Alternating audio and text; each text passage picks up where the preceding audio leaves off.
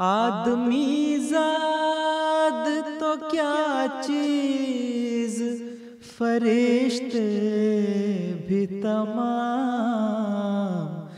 مدح میں تیری وہ گاتے ہیں جو گایا ہم نے، انتخاب سخن انتخاب سخن۔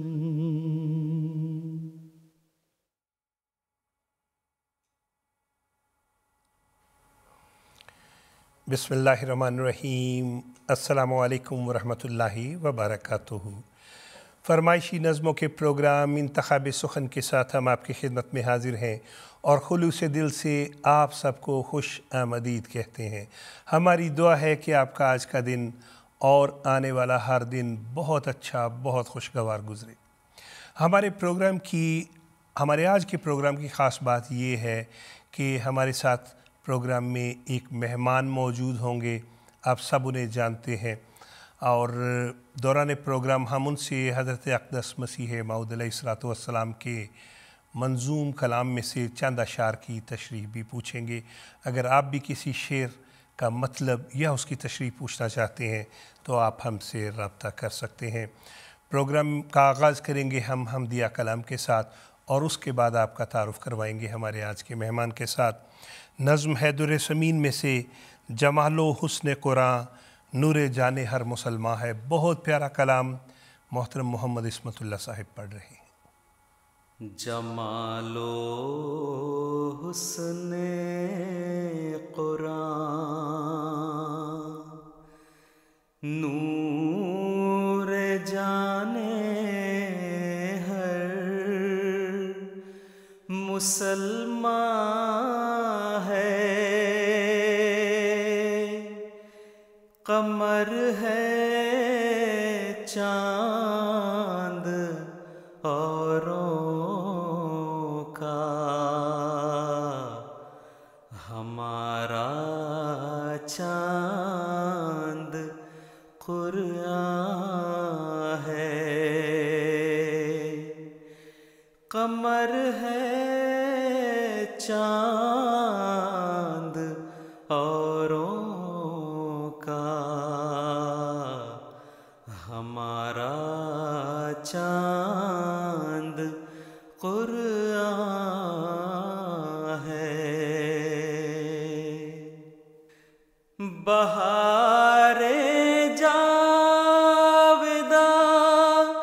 پیدا ہے اس کی ہر عبارت میں،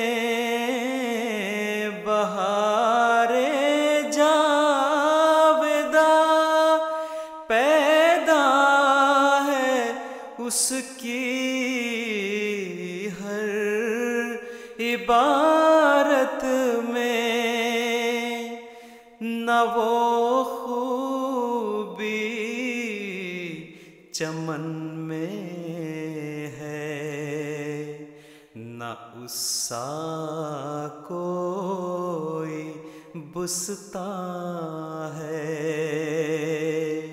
نہ وہ خوبی چمن میں ہے، نہ اس سا کوئی بستاں ہے۔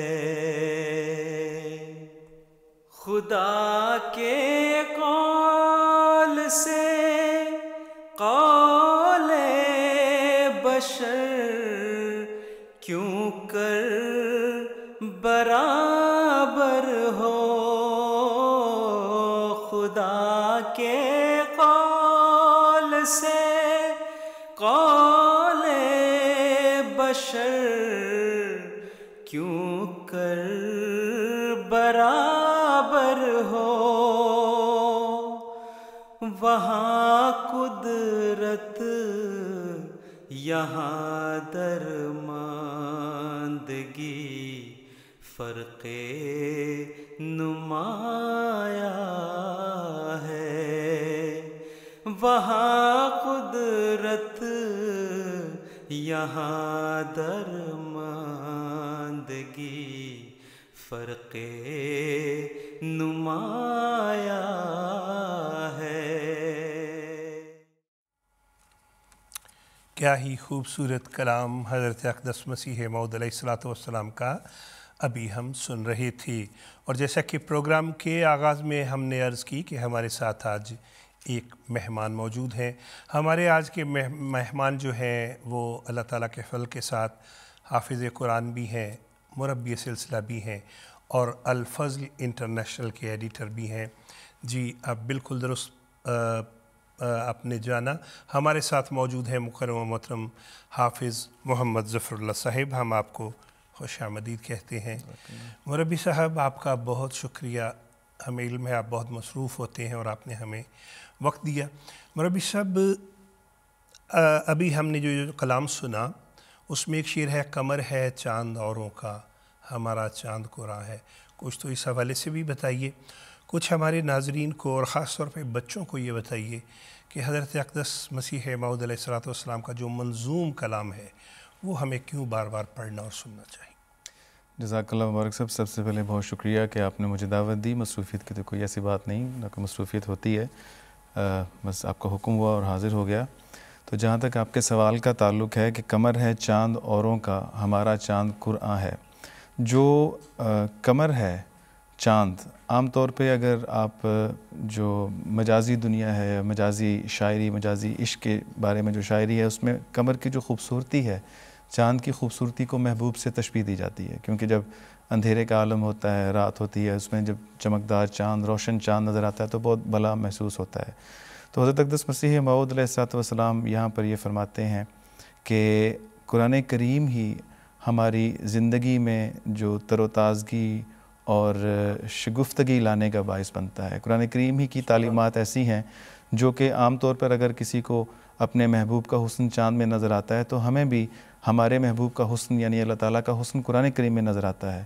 اور کیوں نہ ہو، کیونکہ قرآن کریم میں ہر دور کے لیے، ہر وقت کے لیے، ہر مسئلے کا حل موجود ہے، ہر وقت کے لیے، ہر دور کے لیے تعلیم موجود ہے اور ہر مسئلے کا حل موجود ہے۔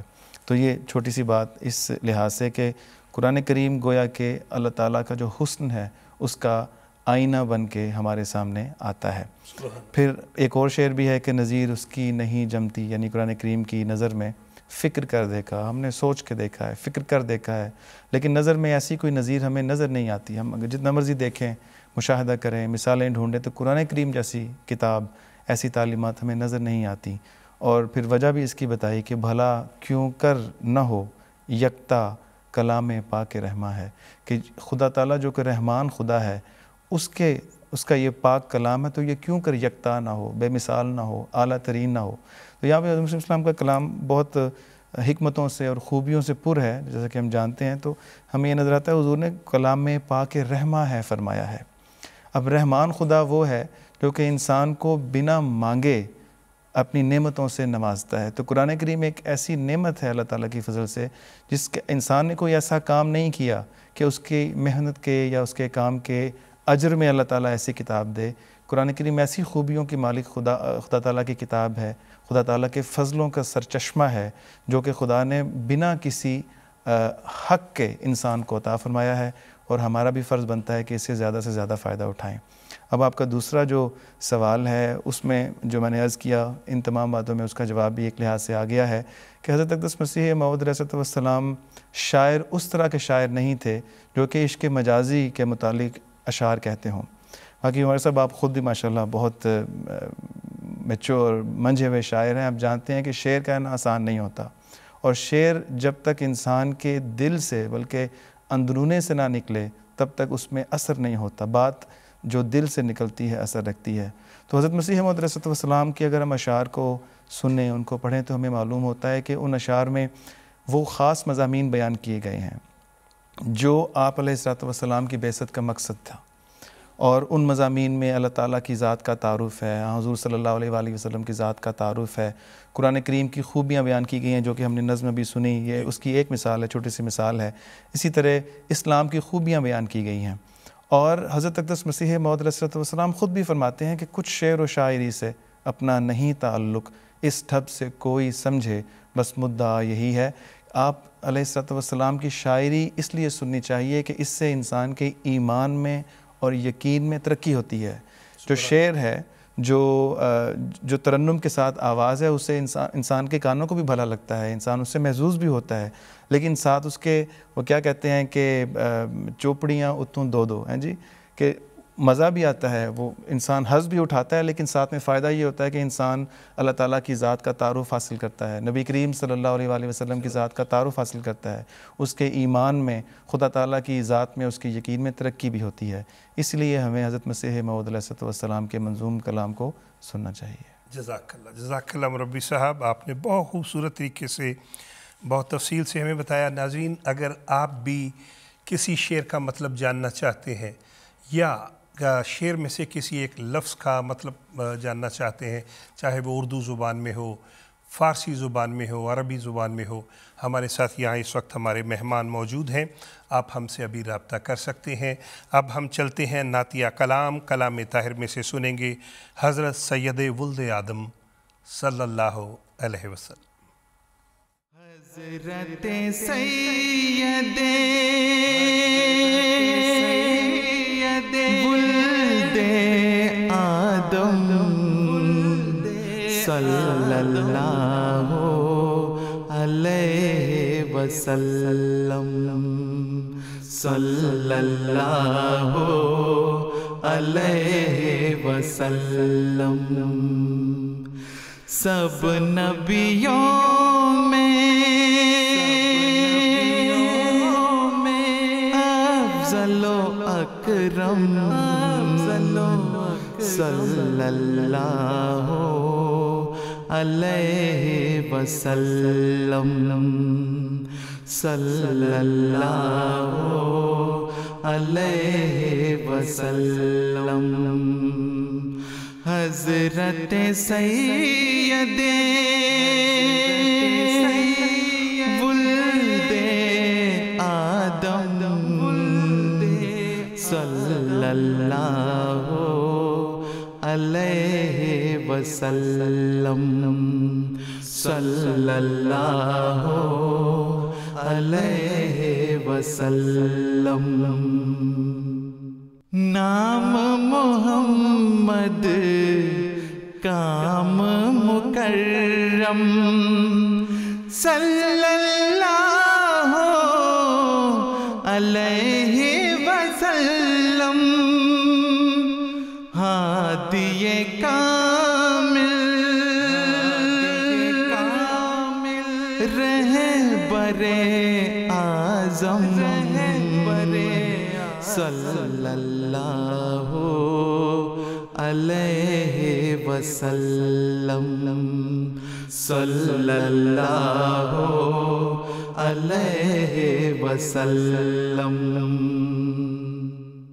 آپ کے جلوے حسن کے آگے شرم سے نوروں والے بھاگے، آپ کے جلوے حسن کے آگے شرم سے نوروں والے بھاگے، مہر و ماہ نے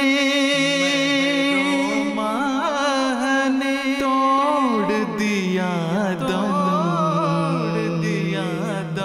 صلی اللہ علیہ وسلم، مہر و ماہ نے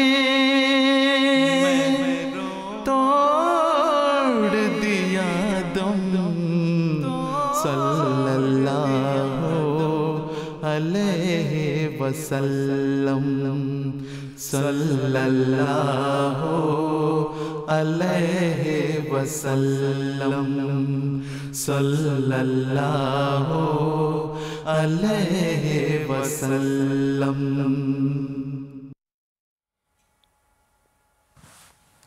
کیا ہی خوبصورت نعتیہ کلام ابھی ہم سن رہے تھے کلام طاہر میں سے، آواز تھی محترم عمر شریف صاحب کی، اور ہم جاری رکھیں گے گفتگو ہمارے آج کے مہمان محترم حافظ محمد ظفر اللہ صاحب سے۔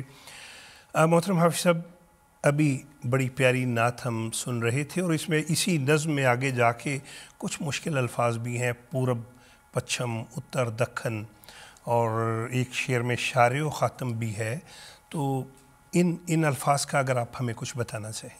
جی بالکل، میں عرض کرتا ہوں، بلکہ میں میرے خیال میں بات وہیں سے بڑھاؤں گا۔ کتنی خوبصورت بات ہے مبارک صاحب کہ ہم جب خلافت کا نام لیتے ہیں تو خلافت کا مطلب ایک وجود نہیں ہے بلکہ ایک ادارہ ہے، ایک ایسا ادارہ، ایک ایسا انسٹیٹیوشن جس نے اپنے جو پیرنٹ پروفٹ ہے، نبی ہے، اس کے کام کو لے کر آگے بڑھنا ہے۔ یہ ہمیں ہر چیز میں نظر آتا ہے، جو مشن وہاں سے شروع ہوا وہ مشن بھی چل رہا ہے۔ اب ہم نے ذکر کیا کہ حضرت مسیح موعود علیہ السلام کی جو شاعری ہے وہ اسلام اور قرآن کریم اور اللہ تعالیٰ اور نبی کریم صلی اللہ علیہ وسلم کا تعارف کرواتی ہے، خوبیوں کو بتاتی ہے۔ اب اسی طرح جو ہم نے ابھی نظم سنی ہے وہ حضرت خلیفۃ المسیح رابع رحمہ اللہ کی نظم ہے، اور اس میں بھی حضور صلی اللہ علیہ وآلہ وسلم کی سیرت کے بارے میں نعت کلام ہے، بہت ہی خوبصورت انداز میں ذکر کیا گیا۔ مثال بھی وہی بیان ہوئی جو ہم نے پچھلی نظم میں دیکھی تھی کہ مصرع ہے کہ مہر و ماہ نے توڑ دیا دم، کہ حضور صلی اللہ علیہ وآلہ وسلم کے حسن کے آگے، ان کے حسن کے سامنے گویا کہ جو مجازی عشق کی جو انتہا ہے، جس سے لوگ مثال دیتے ہیں کہ سورج اور چاند کی خوبصورتی جو ہے وہ ہمارے محبوب جیسی ہے، تو حضور صلی اللہ علیہ وآلہ وسلم کی ذات اور ان کے حسن اور ان کی سیرت مبارکہ کے سامنے جو سورج اور چاند ہیں وہ گویا کہ دم توڑ دیتے ہیں۔ تو وہ چیز جو کہ حضرت مسیح موعود علیہ السلام کے کلام میں پائی جاتی ہے وہی آپ کے خلفاء کے کلام میں بھی پائی جاتی ہے۔ تو جہاں تک وہ آپ نے اس شعر کا ذکر کیا، آج کل کے جو بچوں کے لیے ایک بڑی دلچسپ سی چیز ہے وہ الفاظ کا استعمال، کہ ایک جلوے میں آنن فانن بھر دیا عالم کر دیے روشن، اتر دکن پورب پچھم صلی اللہ علیہ وسلم۔ پھر حضور فرماتے ہیں کہ اول و آخر شاعر و خاتم صلی اللہ علیہ وسلم۔ تو یہ جو الفاظ ہیں یہ ہندی سے اردو میں آئے ہوئے ہیں، جیسا کہ آپ کو معلوم ہے کہ اردو اوریجنلی جو زبان ہے وہ مختلف زبانوں کو مجموعہ ہے۔ اردو اصل میں آرمی کو کہتے ہیں نا، جس طرح اردو بازار لاہور میں اردو بازار ہے، وہ اردو زبان کا بازار نہیں ہے، وہاں پر جو کلوں کے باہر جہاں پہ آرمی پڑاؤ کرتی تھی وہ جگہ وہ تھی جہاں پہ آرمی پڑاؤ کیا کرتی تھی، تو اس لیے اردو بازار کہا جاتا ہے اس کو، کہ آرمی کا جو بازار ہے، فوج کا جو بازار ہے جہاں فوج نے پڑاؤ کیا ہوا ہے۔ تو یہ جو الفاظ ہیں یہ ہندی سے لیے گئے ہیں۔ تو اتر کہتے ہیں شمال کو، دکن کہتے ہیں جنوب کو۔ دکن کو دکن کہنے کی ایک وجہ یہ بھی بیان کی جاتی ہے کہ جنوبی بھارت میں چونکہ دکن کا علاقہ تھا تو وہاں سے وہ جنوب کو جو ہے وہ دکن کہنا شروع کر دیا گیا۔ تو اسی طرح پورب اور پچھم کے جو الفاظ ہیں وہ پورب کہتے ہیں مشرق کو اور پچھم کہتے ہیں مغرب کو۔ تو یہ جو الفاظ ہیں کہ حضور صلی اللہ علیہ وآلہ وسلم کے جو ایک جلوے نے گویا کہ کائنات کی زمین کی چاروں اطراف کو، مشرق، مغرب، شمال، جنوب، اتر، دکن، پورب، پچھم کو روشنی سے اور نور سے بھر دیا۔ اور جہاں تک وہ آپ نے دوسرا وہ پوچھا ہے کہ شارع و خاتم، تو یہاں پر میں وہی عرض کرنا چاہوں گا کہ یہ تو بالکل واضح الفاظ ہیں، لیکن بیان یہ کرنا چاہوں گا کہ جو لوگ احمدیوں کے عقائد سے واقف نہیں ہیں، یا اگر واقف ہیں اور لوگوں کو گمراہ کرتے ہیں کہ گویا کہ ہم حضور صلی اللہ علیہ وسلم کو خاتم النبیین نہیں مانتے، ہمارے خلیفہ وقت، ہمارے خلیفۃ المسیح خلیفۃ رابع رحمہ اللہ، ان کے کلام میں بھی یہ واضح موجود ہے کہ آپ صلی اللہ علیہ وسلم اول و آخر بھی ہیں، یعنی کہ وہ جن کی وجہ سے کائنات کا آغاز ہوا، آخر بھی ہیں، آخری نبی بھی ہیں شرعی لحاظ سے، شارع بھی ہیں جو شریعت لے کے آئے، اور خاتم بھی ہیں۔ خاتم النبیین کا وہ معنی جو کہ حضور صلی اللہ علیہ وآلہ وسلم کی شان کو ہزاروں لاکھوں گنا بڑھاتا ہے، نہ کہ وہ معنی جو کہ آپ صلی اللہ علیہ وآلہ وسلم کی شان کو نعوذ باللہ گھٹاتا ہے۔ سبحان اللہ مروی صاحب، بہت شکریہ، اور مجھے بہت یقین ہے میری طرح اور بھی بہت سے ایسے احباب ہوں گے جنہیں یہ جو شارع و خاتم کا تو، اور اس کے علاوہ اتر پچھم پورب پچھم، یہ جو سارا ہے اتر دکن پورب پچھم، اس کا پہلی دفعہ پتہ چلا ہوگا۔ بہت شکریہ۔ مربی صاحب، ایسے ہے کہ عام طور پہ اس پروگرام میں تقریباً 90% تو جو ہے کلام حضرت اقدس مسیح موعود علیہ السلام کا ہوتا ہے یا خلفائے کرام کا، صرف 5% جو ہے وہ دیگر شعراء کا بھی کلام ہم شامل کرتے ہیں۔ اس وقت ہم سنیں گے نظم برکات خلافت کے حوالے سے، دلوں میں پیار کی خوشبو تو ہونٹوں پر دعا رکھنا۔ آئیے سنیں۔ دلوں میں پیار کی خوشبو تو ہونٹوں پر دعا رکھنا، دلوں میں پیار کی خوشبو تو ہونٹوں پر دعا رکھنا، امام وقت سے ایک رشتہ عشق و وفا رکھنا، امام وقت سے ایک رشتہ عشق و وفا رکھنا، دلوں میں پیار کی خوشبو تو ہونٹوں پر دعا رکھنا، امام وقت سے ایک رشتہ عشق و وفا رکھنا، خدا سے اور محمد سے وفا کا یہ تقاضا ہے کہ اپنی زندگی تا زندگی اس پر فدا رکھنا، کہ اپنی زندگی تا زندگی اس پر فدا رکھنا، امام وقت سے ایک رشتہ عشق و وفا رکھنا۔ اشہد اللہ الہ الا اللہ وحدہ لا شریک لہ واشہد ان محمدا عبدہ ورسولہ۔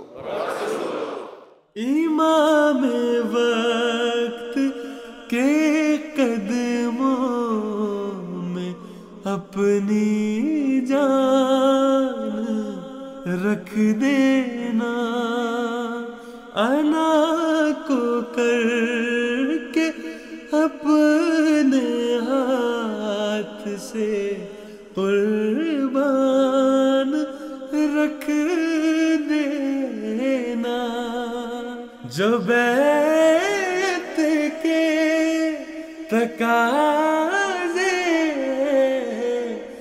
نبھانا باوضو ہو کر، اسی کے در پہ اپنی آن اپنی شان رکھ دینا،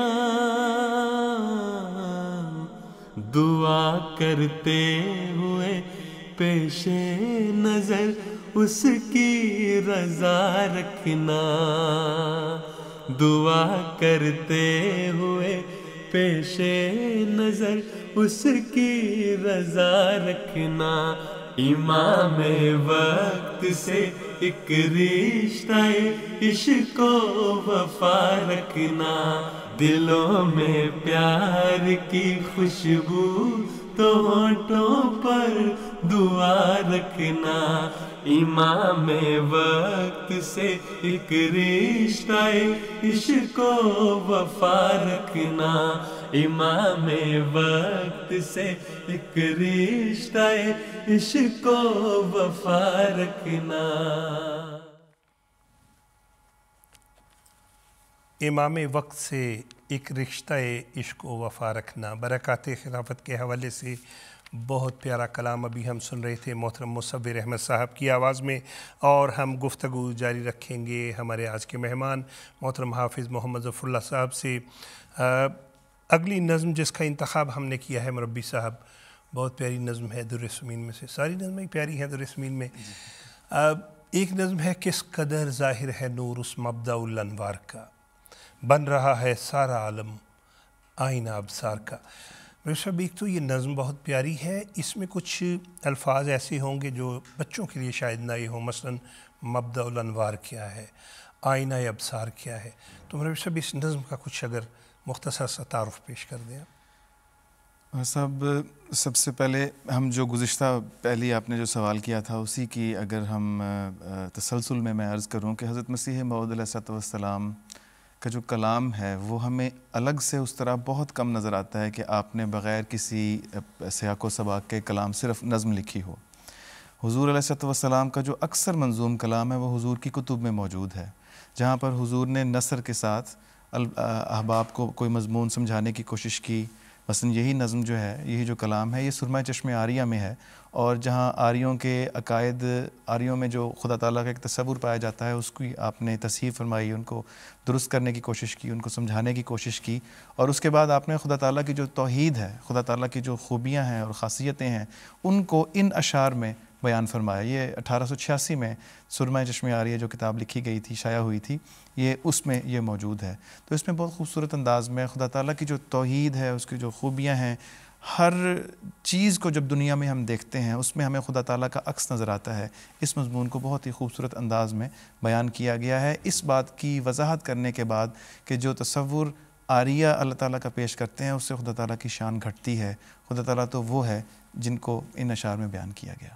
سبحان اللہ۔ تو مولوی صاحب ہم اس نظم کو سنتے ہیں اور اس کے بعد ہم چند اشعار کا جو ہے تشریح بھی چاہیں گے۔ آئیے، بہت پیارا کلام، حمدیہ کلام کس قدر ظاہر ہے نور، اس مبدأ الانوار کا سنتے ہیں۔ کس قدر ظاہر ہے نور، اس مبدأ الانوار کا، بن رہا ہے سارا عالم آئینہ ابصار کا، چاند کو کل دیکھ کر میں سخت بے کل ہو گیا، کیونکہ کچھ تھا نشان اس میں جمال یار کا، اس بہار حسن کا دل میں ہمارے جوش ہے، مت کرو کچھ ذکر ہم سے، ترک یا تاتار کا، ہے عجب جلوہ تیری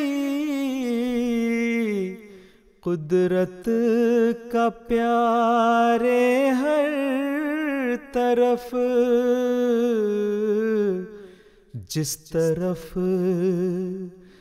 دیکھیں وہی راہ ہے تیرے دیدار کا، چشمہ خورشید میں موجیں تیری مشہود ہیں، ہر ستارے میں تماشا ہے تیری چمکار کا، بن رہا ہے سارا عالم آئینہ ابصار کا۔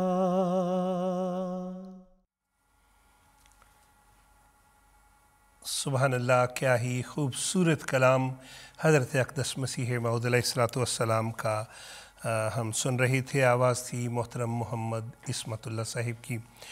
مربی صاحب، یہ جو ہے کہ بن رہا ہے سارا عالم آئینہ ابصار کا، اور مبدأ الانوار اس حوالے سے اگر آپ ہمیں کچھ بتانا چاہیں۔ جی جزاک اللہ عمر صاحب۔ کس قدر ظاہر ہے نور، اس مبدأ الانوار کا، حضرت مسیح السلام فرماتے ہیں کہ جو مبدأ کہتے ہیں وہ چیز جہاں سے کسی چیز کا آغاز ہوتا ہے، ابتدا، جسے لفظ اسی سے نکلا ہوا ہے، اسی مادے سے ہے، مبدأ ابتدا کی جگہ، مبدأ الانوار، انوار نور کی جمع، نور انوار۔ تو انوار کا جو اس کے آغاز کی جگہ ہے وہ حضور فرماتے ہیں کہ کس قدر ظاہر ہے نور اس مبدأ الانوار کا، یعنی وہ ذات جو کہ اپنی ذات میں مبدأ الانوار ہے، جہاں سے نور کا آغاز ہوتا ہے، نور پھوٹتا ہے، اس کا نور کس قدر ظاہر ہے۔ انسان کی اگر دیکھنے والی آنکھ ہو تو اتنا واضح خدا تعالیٰ کی ہستی کا ثبوت ہمیں ہر چیز میں نظر آ جاتا ہے کہ انسان حیران رہ جاتا ہے، صرف دیکھنے والی آنکھ ہونی چاہیے۔ بن رہا ہے سارا عالم، پھر فرمایا کہ ہو کیا رہا ہے کہ سارا کا سارا عالم جو ہے وہ آئینہ ابصار کا، ابصار کہتے ہیں نظر ہوتی ہے دیکھنے کی ظاہری چیز کو، لیکن جو بصیرت ہے یا بصارت کہہ لیں وہ اندرونی نور سے جو انسان دیکھتا ہے، کہتے ہیں نا کہ مومن کی بصیرت سے بچنا چاہیے، تو بصارت جو ہے وہ ظاہری آنکھ اور جو اس کی بصیرت ہے وہ اندرونی آنکھ۔ تو گویا کہ حضور ان الفاظ میں بیان فرما رہے ہیں، اس مصرے میں بیان فرما رہے ہیں کہ وہ جو مبدأ الانوار ہستی ہے اس کا نور اس قدر واضح ہے کہ پورے کا پورا عالم جو ہے وہ اس اندرونی آنکھ کا آئینہ بن رہا ہے، جس آئینے میں ہمیں خدا تعالیٰ کی ذات نظر آتی ہے۔ تو مضمون یہ جو نا تہ در تہ حضور نے بہت ہی خوبصورت انداز میں اللہ تعالیٰ کی وراء الورا ہستی کو بیان فرمایا ہے۔ پھر اسی جو کلام میں ہے فرمایا کہ ہے عجب جلوہ تیری قدرت کا پیارے ہر طرف، جس طرف دیکھیں وہی مضمون ہے کہ جس طرف دیکھیں وہی راہ ہے تیرے دیدار کا۔ تو ہم دیکھیں انسان جو ایمان رکھتا ہو، قرآن کریم میں بھی اللہ تعالیٰ فرماتا ہے نا کہ پہلے ایمان لانا ضروری ہے۔ جب انسان ایمان لاتا ہے تو اس کو پھر ایمان میں ترقی ملتی ہے، اس کو یقین بھی حاصل ہوتا ہے۔ ایمان بالغیب سب سے پہلے ضروری ہے اور اس کے بعد پھر اللہ تعالیٰ کی ہستی کا انسان کو دیدار ہوتا ہے۔ تو ہمیں کیا کہنا چاہیے کہ ہمیں ہر طرف خدا تعالیٰ نظر آتا ہے، آسمان کی اونچائیوں میں بھی، زمین کی گہرائیوں میں بھی، ہمیں پہاڑ کی مضبوطی اور بلندیوں میں بھی، پانی کے بہاؤ میں بھی۔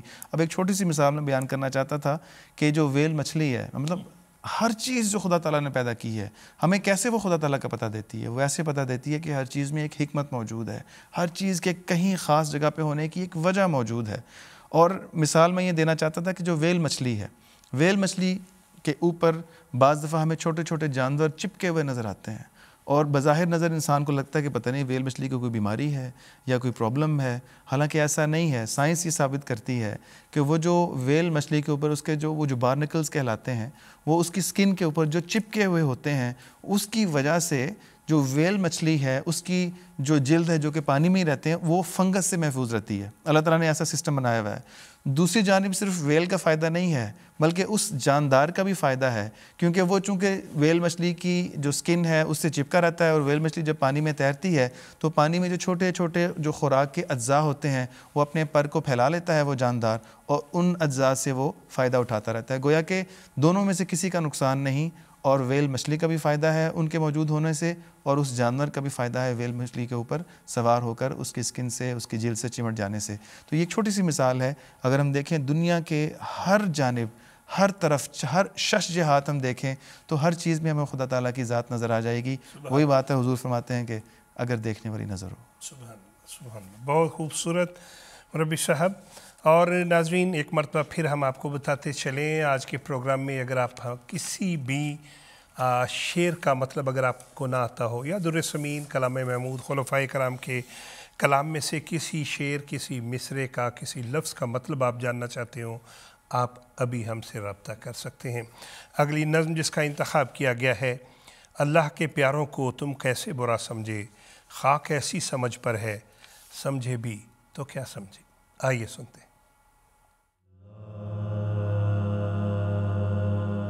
اللہ کے پیاروں کو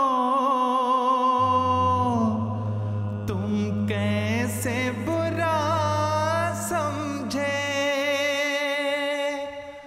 خاک ایسی سمجھ پر ہے، سمجھے بھی تو کیا سمجھے، سمجھے بھی تو کیا سمجھے۔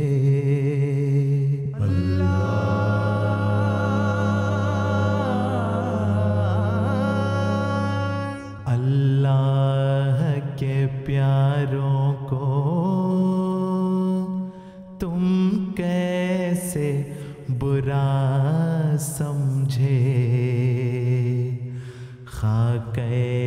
समझ पर है, समझे भी तो क्या समझे।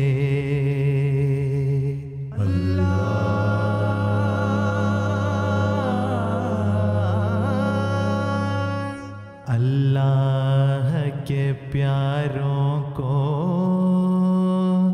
तुम कैसे बुरा समझे, खा कैसी समझ पर है, समझे भी तो क्या समझे।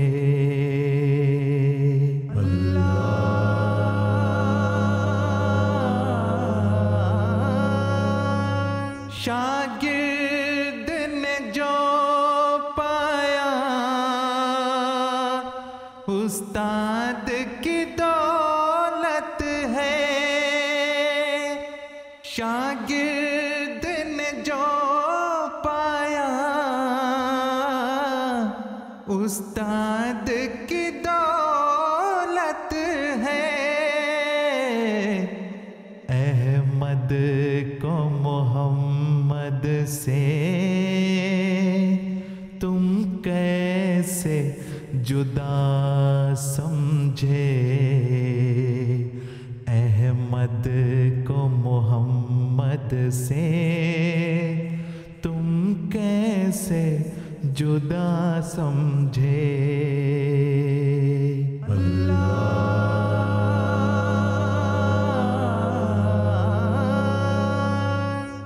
दुश्मन को भी जो मोमिन कहता नहीं वो बातें, दुश्मन को भी जो मोमिन कहता नहीं वो बातें, तुम अपने करम फरमा के हक में रवा समझे, खा कैसी समझ पर है, समझे भी तो क्या समझे।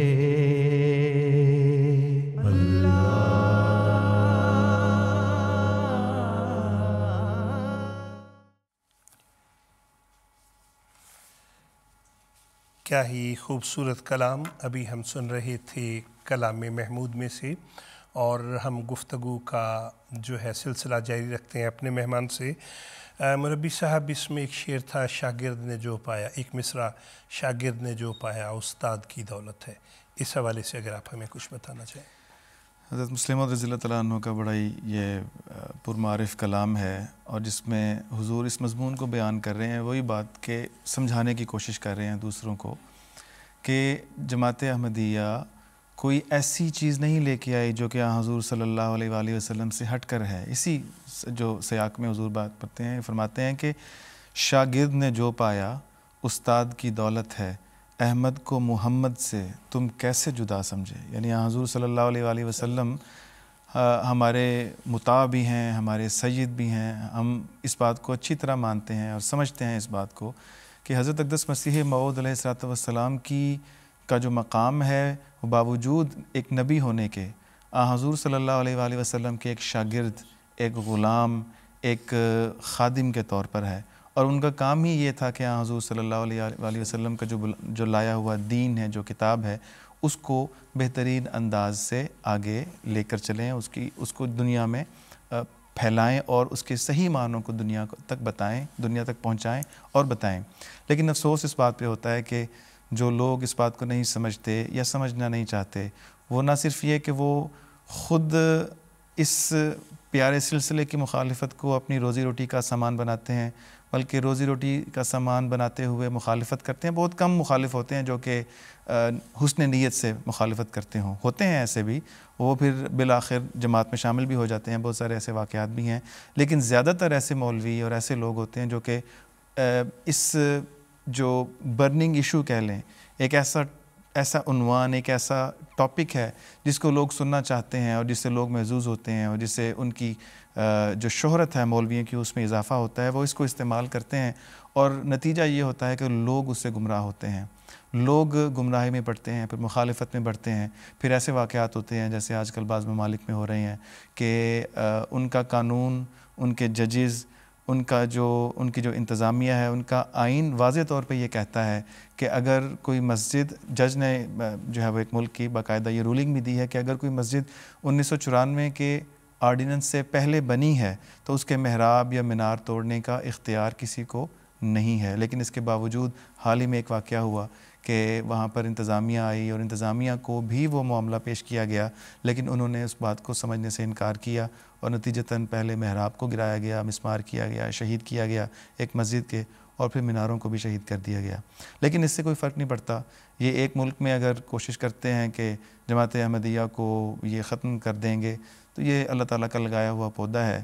ایک طرف چند میناروں اور یہ محرابوں کو مسمار کرتے ہیں تو دوسری جانب ہم دیکھتے ہیں کہ یورپ جیسے ممالک میں، برطانیہ میں 50,000 سے زائد لوگ جو ہیں وہ ایک خلیفہ ایک اللہ تعالیٰ کے پیارے کے ہاتھ کے نیچے اکٹھے ہوتے ہیں، جو کہ ان کی ایک ارشاد پر اٹھنے اور بیٹھنے کے لیے تیار ہیں۔ اسی طرح جرمنی میں جو حال ہی میں جو جلسہ ہوا، ایک اتنا بڑا وہ جلسے کا مقام تھا کہ جیسا کہ میں ابھی بات بھی ہو رہی تھی آپ سے کہ پیدل تو شاید اس کو ایک ہی دفعہ پورا جو انسان اس کی سیر ہی نہیں کر سکتا، تو گاڑی میں چلیں تو 4-5-10 منٹ لگتے ہیں، اس کے جو 10 کے 10 ہالز ہیں اس میں سے گزرتے ہوئے کئی اشارے درمیان میں آتے ہیں، اگر آپ سڑک پہ جو اس کے پیرلل چل رہی ہے اس کے ساتھ ساتھ چل رہی ہے اس پہ اگر آپ گاڑی چلائیں، تو وہی بات ہے کہ یہ جو لاء ہے جس کو خدا تعالیٰ نے لگایا ہے اور جس کا باغبان اللہ تعالیٰ نے اپنے پیارے خلیفہ کو مقرر کیا ہے، اور اس کے نیچے ایک ایسی جماعت ہے جو اس کے ایک اشارے پر اٹھنے بیٹھنے اور سب قربانیاں کرنے کو، چاہے وہ جان کی ہو مال کی ہو، قربان کرنے کو تیار ہیں، اس لوگ کو یہ مخالف بجھا نہیں سکتے۔ یقیناً ربی صاحب، جزاک اللہ احسن الجزا۔ اور اب ہم بڑھتے ہیں اپنی آج کے پروگرام کی اگلی نظم کی طرف۔ اسمعوا صوت السماء جاء المسیح، بہت پیارا کلام، آئیے سنتے ہیں۔ اسمعوا صوت السماء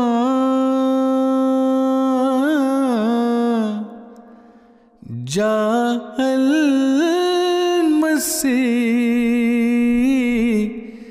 جاء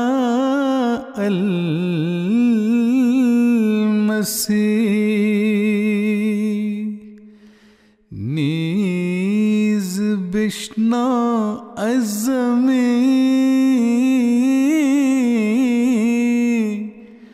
آمد امام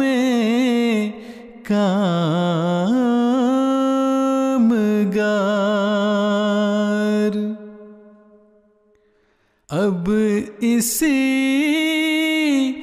گلشن میں لوگوں راحت تو آرام ہے،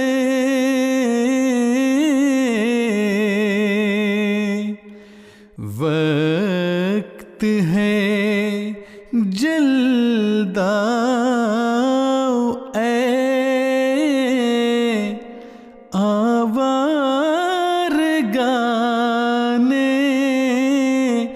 دشت خار، ایک زمان کے بعد اب آئی ہے یہ ٹھنڈی ہوا،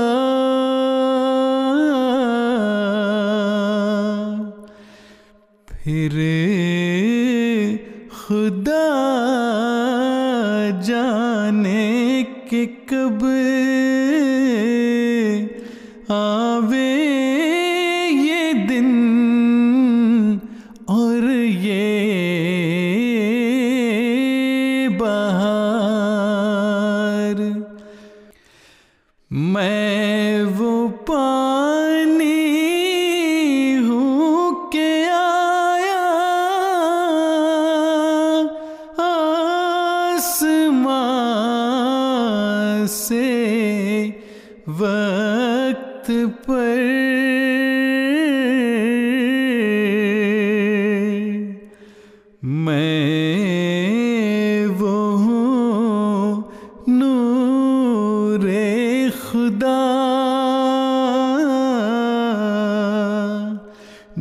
से हुआ दिन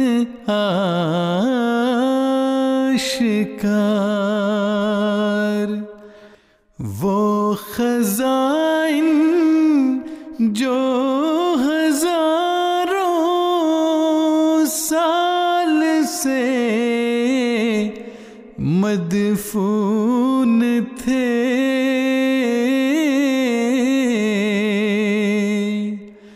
अब मैं देता हूँ अगर कोई मिले उम्मीदवार,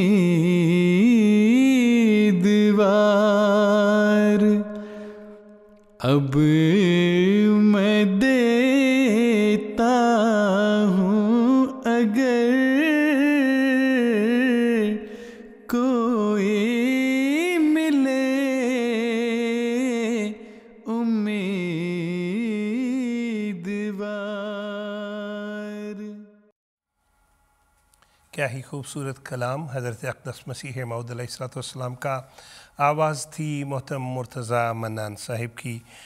मौलवी साहब, बहुत प्यारी नज़्म है, और ये जो नज़्म जहाँ से शुरू की, ये वाली नज़्म इस्माऊ सौतस समाजाल, पहला मिसरा जो है वो अरबी ज़ुबान का है, दूसरा पर्शियन ज़ुबान का है, फ़ारसी का, और इसमें काफ़ी मुश्किल अल्फाज हैं। अगर आप कुछ इसका हमें बताना चाहें।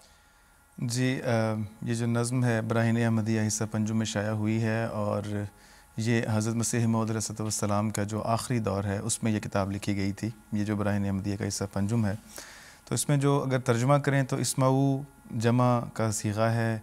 इस्माऊ सुनो, सौत समा, सौत आवाज़ को कहते हैं, अस्समा आसमान की आवाज़ यानी आसमान से आने वाली आवाज़। जा अल मसीह, जा अल मसीह, मसीह आ गया है, मसीह आ गया है।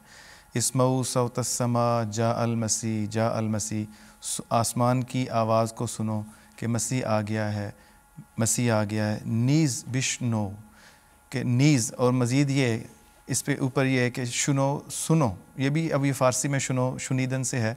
नीज़ बिश्नो, और ये नीज़ जिस तरह कहते हैं बेफरमायत कहो, ये अम्र का सीगा है। उसी तरह नीज़ बिश्नो, नीज़ सुनो, अज़ ज़मी के ज़मीन से, आमद इमाम कामगार के इमाम कामगार, कामगार कहते हैं ऐसा जिसकी किस्मत में कामयाबी हो, कामरानी लिखी हो। ऐसा इमाम आ गया है जो कि इमाम कामगार है, ऐसा इमाम जो कि कामयाबी अपने साथ लिखवा के लाया है। अब इसमें बहुत लतीफ़ वो माना है, आसमान से आना था मसीह ने, ज़मीन से आना था मेहदी ने। तो इन दोनों का ज़िक्र हुजूर ने फरमाया है कि आसमान से मसीह भी आ चुका है, ज़मीन से इमाम कामगार यानी मेहदी की भी जो है वो उसका भी ज़ुहूर हो चुका है। अब सुनो और उस पर ईमान लेकर आओ।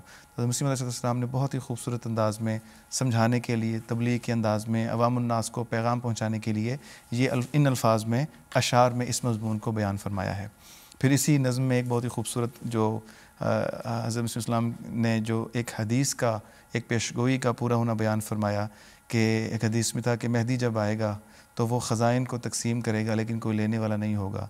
तो हुजूर ने फरमाया कि वो ख़ज़ाइन जो हज़ारों साल से मदफून थे, कोई नई चीज़ नहीं लेके आए, कोई अपना दीन नहीं लेके आए, जो कि हुजूर सल्लल्लाहु अलैहि वसल्लम के दस्ते मुबारक से आपके ज़रिए जो इस दुनिया में ख़ज़ाइन आए, जो हज़ारों साल से मदफून थे, लोग उसको भूल चुके थे, इस नाम का सिर्फ नाम बाकी था, अब मैं देता हूँ। हुजूर फरमाते हैं कि अगर कोई मिले उम्मीदवार, अगर कोई लेने वाला हो तो मैं वो देता हूँ। और हम देखते हैं कि करोड़ों लोग अब अल्लाह के फजल से उन ख़ज़ाइन से इस्तिफ़ादा करते हैं, और करना भी चाहिए। जिस कदर उन ख़ज़ाइन से इस्तिफ़ादा करने का हक़ है, हम अहमदियों को उन ख़ज़ाइन से इस्तिफ़ादा करना भी चाहिए। बहुत शुक्रिया मौलवी साहब। और हम अब प्रोग्राम की अगली नज़्म की तरफ चलते हैं। दुर ज़मीन में से बहुत प्यारी नज़्म, जो खाक में मिले उसे मिलता है आशना, ए आज़माने वाले ये नुस्खा भी आज़मा। आइए सुनते हैं। खाक में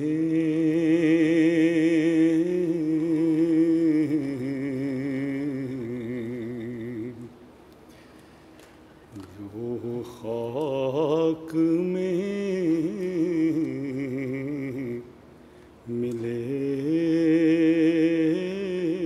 उसे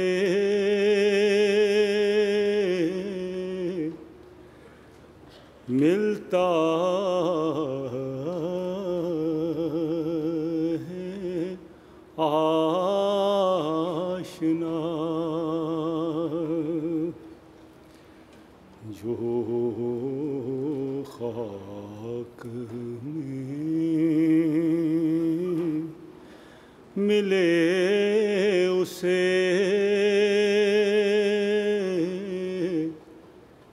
ملتا ہے آشنا ہے آزمانے والے یہ نسخہ بھی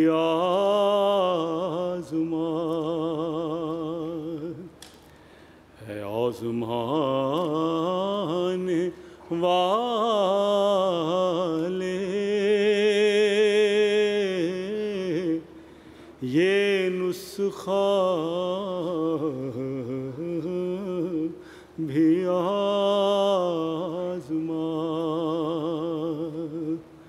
جو خاک میں ملے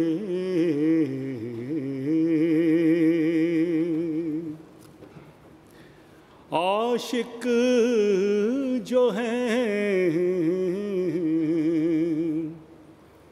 وہ یار کو مر مر کے پاتے ہیں عاشق جو ہیں وہ یار کو مر مر کے پاتے ہیں جب مر گئے تو اس کی طرف کھینچے جاتے ہیں جب مر گئے تو اس کی طرف کھینچے جاتے ہیں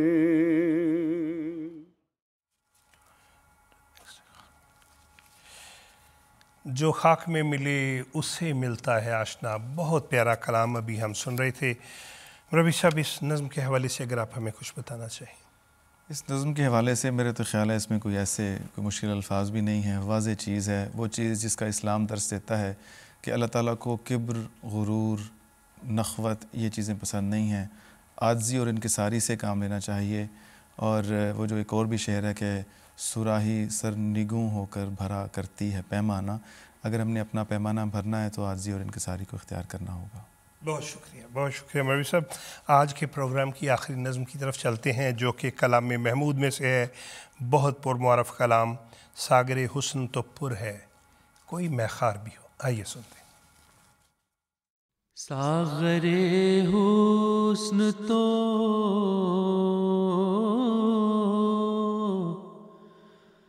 ساغر حسن تو پر ہے کوئی میخار بھی ہو. ہے وہ بے پردہ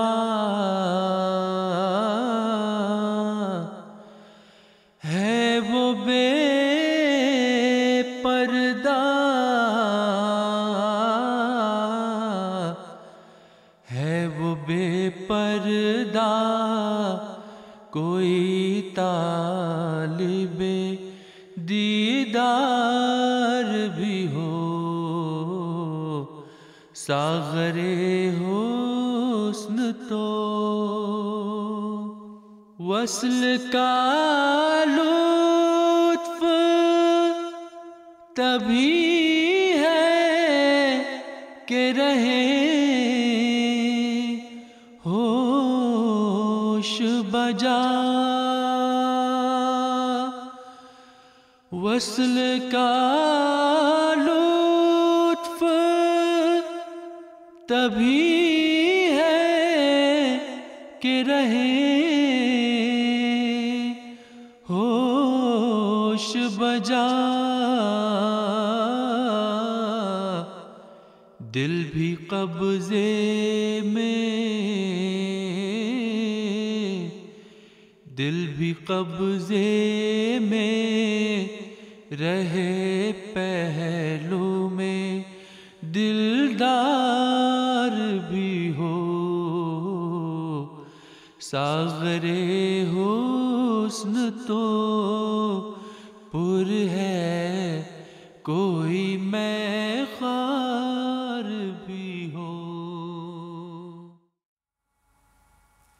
کیا ہی پرمعرف کلام ابھی ہم سن رہے تھے کلام محمود میں سے۔ مربی صاحب، ہمارے پروگرام کے آخری 2 منٹ ہیں، اس نظم کے حوالے سے ساغر حسن تو پر ہے کوئی میں خار بھی ہو، اگر آپ بتانا چاہیں، یا جو ہمارے ناظرین ہیں انہیں اگر آپ کوئی نصیحت کرنا چاہیں، آپ کے پاس 2-3 منٹ ہیں۔ بس جیسا کہ میں پہلے بھی کیا، نصیحت کرنے کا تو مقام ایک ایسے وجود کا ہے جن کی ہم نے بیعت کی ہوئی ہے۔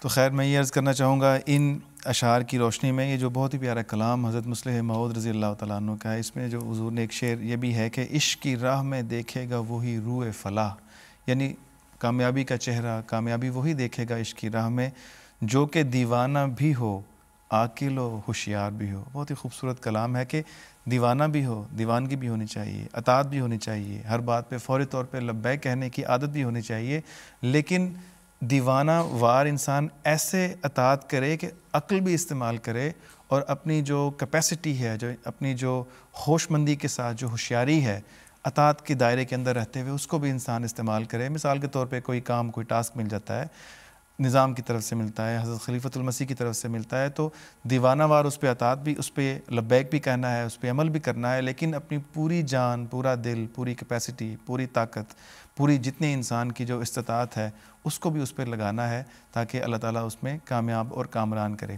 ایک اور شعر ہے حضرت مصلح موعود کا ہی کہ عاقل کا یہاں پر کام نہیں، وہ لاکھوں بھی بے فائدہ ہیں، مقصود میرا پورا ہو اگر مل جائے مجھے دیوانے دو۔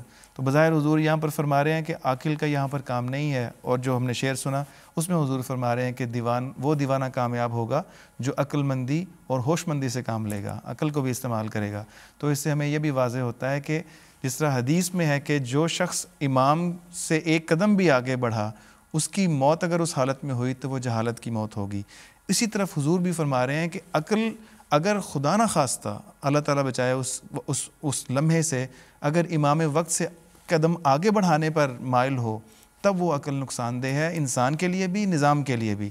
تو جب امام کی امامت اور اس کی اقتداء میں اور اس کے سائے کے نیچے اور اس کے دست شفقت کے نیچے انسان اس راہ میں اس اینگل پہ عقل استعمال کرے جس طرف خلیفۃ المسیح کی رہنمائی ہو، ہوش مندی سے کام کرے، تو وہ عقل فائدہ ہی فائدہ پہنچاتی ہے۔ بالکل اس میں ان لوگوں کا بھی اعتراض کا جواب آ جاتا ہے جو سمجھتے ہیں کہ جو خلافت کہتی ہے اس پہ اندھوں کی طرح اور دیوانہ مطلب اس طرح بغیر سوچے سمجھے احمدی عمل کرتے ہیں۔ ہمیں تو خلیفۃ المسیح کا یہ ارشاد ہے کہ جب کوئی حکم ہو تو اس پہ عقل بھی استعمال کرو اور ہوشیاری کے ساتھ اس پہ عمل کرو۔ تو اس طرف بھی ہوتا ہے۔ بہت شکریہ مربی صاحب، آپ تشریف لائے، آپ کا بہت بہت اور بہت شکریہ، اللہ تعالیٰ آپ کو جزائے خیر دے۔ ناظرین، اس کے ساتھ ہی ہمارا آج کا پروگرام اختتام کو پہنچتا ہے۔ پروگرام دیکھنے کا شکریہ، پیغامات بھجوانے کا شکریہ۔ انتخاب سخن کی ٹیم کو اجازت دیجیے۔ السلام علیکم ورحمۃ اللہ وبرکاتہ۔